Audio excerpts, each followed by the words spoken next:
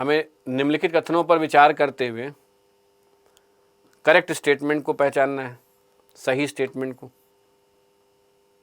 अब पहला स्टेटमेंट है कि सूर्य के उत्तरायण की स्थिति में, सूर्य के उत्तरायण की स्थिति में आर्कटिक वृत्त से उत्तर की ओर बढ़ने पर, आर्कटिक वृत्त का मतलब हो गया 66.5 डिग्री उत्तरी अक्षांश से उत्तर की ओर जाने पर पूर्ण अंधकार वाले यानी जिसके लिए हम टर्म यूज करते हैं नाइट, रात, पूर्ण अंधकार वाले दिनों की संख्या बढ़ती जाती है। अब ध्यान दीजिए, पहले तो हमें यह देखना है कि सूर्य के उत्तरायण की जो बात की जा रही है, तो सूर्य की लंबवत किरणों का जो उत्तरायण होता है उसी हम अध्ययन का, ऑब्जर्वेशन का आधार बनाते हैं। तो जो सूर्य की लंबवत किरणों का उत्तरायण कब होता है, तो मार्च से जून के बीच में होता है। यानी इस उत्तरायण का संबंध किससे है? ग्रीष्म अयनांत से, समर सॉलिस्टिस से है, मार्च से जून के मध्य।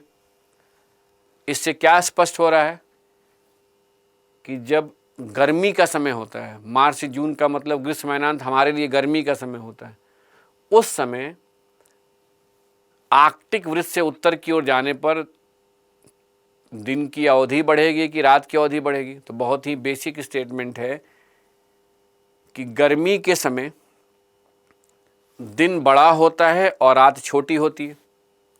दिन बड़ा होता है और रातें क्या होती हैं? छोटी होती हैं। क्यों होती है तो बात की बात है। इस आधार पर हम क्या कहेंगे कि इक्वेटर से पोल की ओर जाने पर, इक्वेटर से पोल की ओर जाने पर गर्मी के समय दिन की अवधि बढ़ती जाती है और रात की अवधि कम होती जाती है। जबकि यहाँ कह रहा है कि रात की अवधि जो है बढ़ती जाती है। बोलेंगे नहीं, गलत स्टेटमेंट है। क्यों है वो बाद में, अब इससे और हम क्या क्या सोच सकते हो, बाद की बात है। दूसरे पे आ जाइए, इक्विनॉक्स के समय, इक्विनॉक्स यानी मार्च और सितंबर के समय,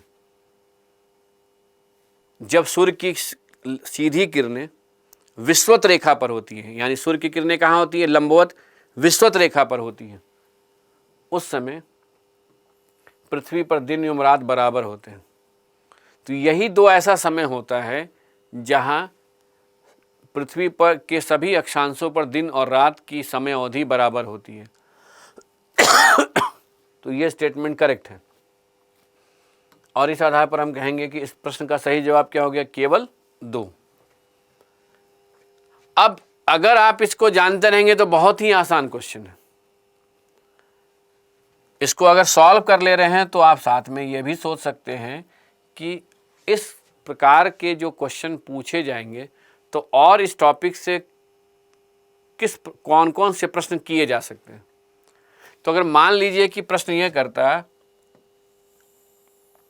कि कब सभी अक्षांशों पर, यानी वह कौन सी स्थिति होती जब सभी अक्षांशों पर 0 डिग्री से लेकर 90 डिग्री नॉर्थ और 90 डिग्री साउथ सभी अक्षांशों पर वर्ष भर दिन और रात की अवधि एक समान होती। तो कहते हैं यदि उत्तरी और दक्षिणी ध्रुव को, ध्यान दीजिएगा, यदि उत्तरी और दक्षिणी ध्रुव को मिलाने वाली रेखा, ये मिलाने वाली रेखा और सोलर सर्किल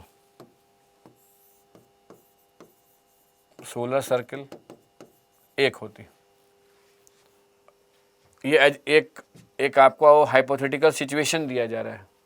सोलर सर्किल किसे कहते हैं? पहला क्वेश्चन कि पृथ्वी का वह भाग जहां तक सूर्य का प्रकाश पहुंच पाता है।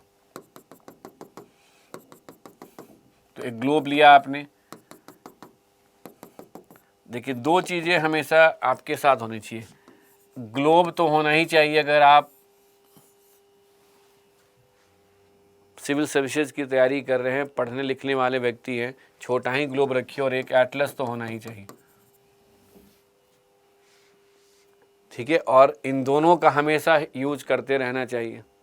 तो अगर सपोज कीजिए कि एक ग्लोब है, उसको अगर हम इन्फिनिटी से उसको लाइट दे रहे हैं, तो ग्लोब के आधे भाग तक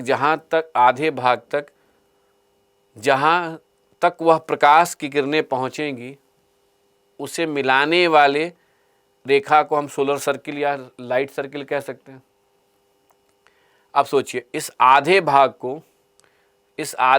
को पीछे जाने में 12 घंटे का समय लगेगा, क्योंकि 360 डिग्री के लिए अगर 24 घंटे का समय लगता है तो 180 डिग्री दूरी तय करने के लिए 12 घंटे का समय लगता है।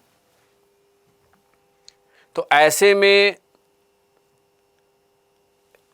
ग्लोब का वह भाग या पृथ्वी का वह भाग जो सूर्य के सामने है, उसके सभी अक्षांशों पर 12 घंटे तक सूर्य का प्रकाश पहुंचेगा, और 12 घंटे तक सूर्य का प्रकाश नहीं पहुंचेगा, यानी 12 घंटे के दिन और 12 घंटे की रात। ठीक, अब यह है कि क्या वास्तव में ऐसा है, तो कहेंगे नहीं। अगर ऐसा होता तो सभी अक्षांशों पर 12 घंटे के दिन और 12 घंटे की रात होती। तो क्या है सही मायने में, क्या है? तो सही मायने में पृथ्वी इस वर्टिकल एक्सिस से 23.5 डिग्री पर झुकी हुई है।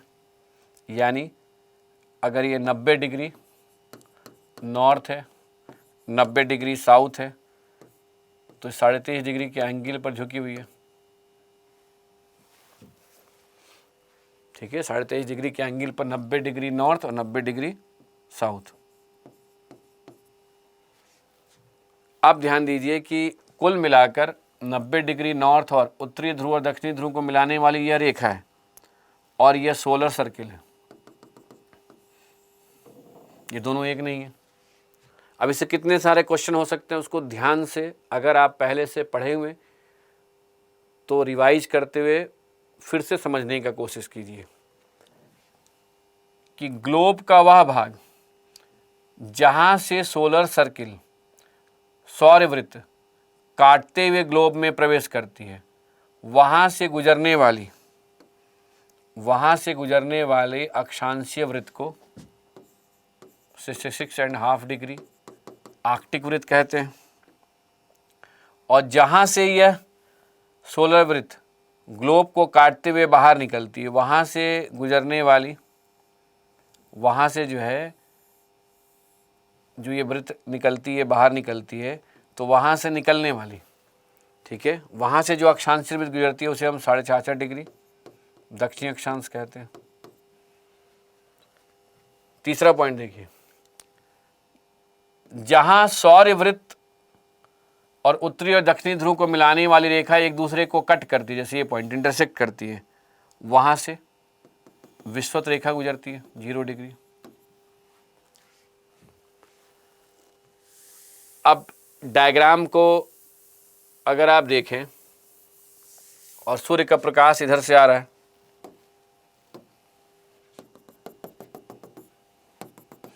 तो इस डायग्राम को देखते ही आप क्या कहेंगे कि चूंकि उत्तरी ध्रुव सूर्य से क्या है, दूर है, और दक्षिणी ध्रुव सूर्य की तरफ है, करीब है। इसका मतलब ही है कि यह विंटर सॉल्स्टिस की स्थिति है, विंटर सॉल्स्टिस की स्थिति है, शीत अयनांत की स्थिति है। अब इमेजिन कीजिए, अब पृथ्वी अपने एक्सिस पर ऐसे रोटेट कर रही है, पृथ्वी अपने एक्सिस पर रोटेट कर रही है। तो रोटेट करने के कारण अब यहाँ क्लियर है कि यह जो सोलर सर्किल है,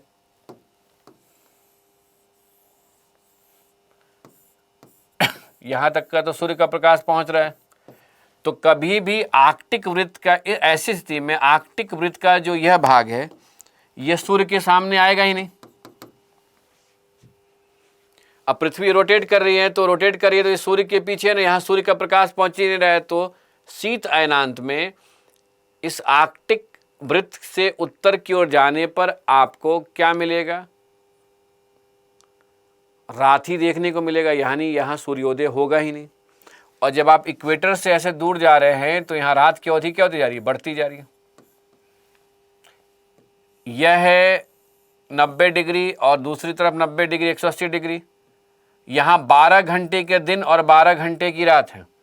इसके बाद हम नॉर्थ की ओर जा रहे हैं तो दिन की अवधि की बजाय रात की अवधि बढ़ रही है, क्योंकि पृथ्वी का वह भाग जिसे सूर्य के सामने होना चाहिए वो किधर चला गया, सूर्य के पीछे। वहाँ सूर्य का प्रकाश नहीं पहुँच रहा है और यह देशांतरीय विस्तार जो है क्या होता जा रहा है, बढ़ता जा रहा है। और जस्ट रिवर्स देखिए, यहाँ पर अगर आइएगा तो यहाँ पर क्या है, दिन की अवधि बढ़ती जा रही है इस क्षेत्र में। तो यहाँ 24 घंटे के लिए दिन होगा और यहाँ 24 घंटे के लिए रात होगी। हमने सिर्फ आपको हिंट दे दिया कि एक क्वेश्चन के माध्यम से आप कई प्रकार के क्वेश्चंस के बारे में सोच सकते हैं कि आखिर सभी अक्षांशों पर दिन और रात की अवधि एक समान क्यों नहीं होती है। तो पहला जवाब, पृथ्वी अपने एक्सिस पर झुकी हुई है। दूसरा जवाब, सौरवृत्त और उत्तरी दक्षिणी ध्रुव को मिलाने वाली रेखा एक नहीं है, एक ही बात है। तीसरा जवाब, पृथ्वी अपने एक्सिस पर झुकी हुई है, साथ में सूर्य के चारों तरफ परिक्रमण करती है और यही कारण है इक्वेटर से पोल की ओर जाने पर ठंड के समय रात की अवधि बढ़ रही है। जब यहाँ विंटर सोल्स्टिस लिख रहे हैं तो ये हमारे उत्तरी गोलार्ध के लिए ठंड का समय है। और हमेशा हम जब तक ये मेंशन नहीं होता है कि कौन से गोलार्ध की बात की जा रही, तब तक मान कर यह क्लियर होता है, अंडरस्टूड है कि उत्तरी गोलार्ध की बात की जा रही है। तो उत्तरी गोलार्ध में इक्वेटर से पोल की जाने पर रात की अवधि बढ़ रही है क्योंकि ये ठंड का मौसम है। इसी समय दक्षिणी गोलार्ध में दिन की अवधि बढ़ रही है। और भी कई सारे क्वेश्चन का आंसर मिल गया। आर्कटिक वृत्त कहाँ से गुजरती है, अंटार्कटिक वृत्त कहाँ से गुजरती है, विषुवत रेखा कहाँ से गुजरती है।